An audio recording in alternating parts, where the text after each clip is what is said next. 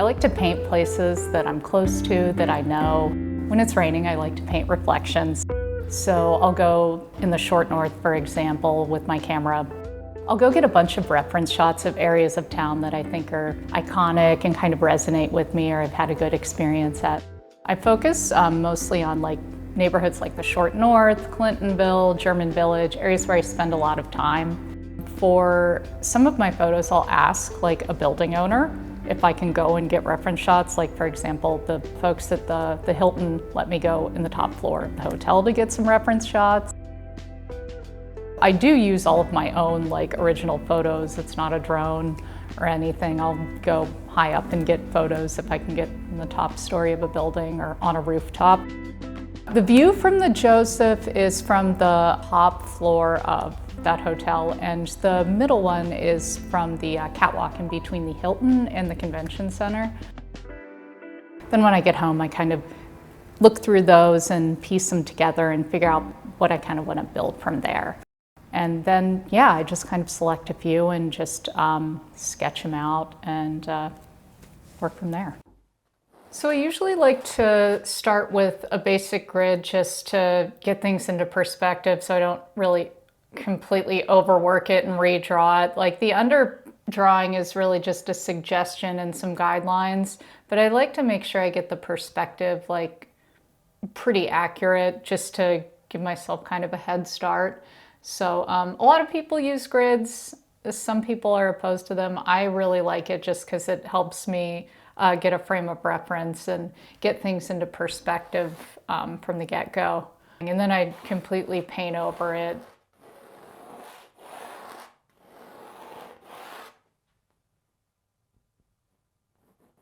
I also like to tone my canvas either a burnt sienna or a gray or a red, just as an initial base layer to start the palette and set the tone.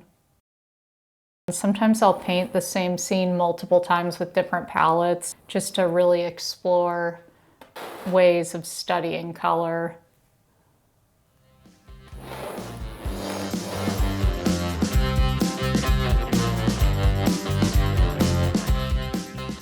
For me, light, shadow, color, perspective are all really important components of the painting, and I do plan out my color palettes pretty intentionally.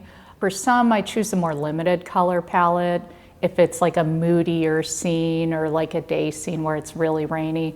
And for some, at night, in the short north especially, it's really vibrant and energetic, so I'll use something that's a little more expressive just to kind of convey the energy and the mood. I am really interested too in light temperature. There's different temperatures from a cool light versus a warm light. So it's really fun to convey warm light from an interior versus cool light from a street light. Those are just things I like to pay attention to and the little details that are really rewarding for me. I fight with it a little in the beginning and really just figuring out the right balance of warm, cool, light, dark. So I would say that it's not really a struggle, but it is. It's kind of the problem solving and striking a balance. So I would say that's what's rewarding about it to me. What I want people to take away is a connection to a place and a space. I want people to have the same connection and the same warm feelings.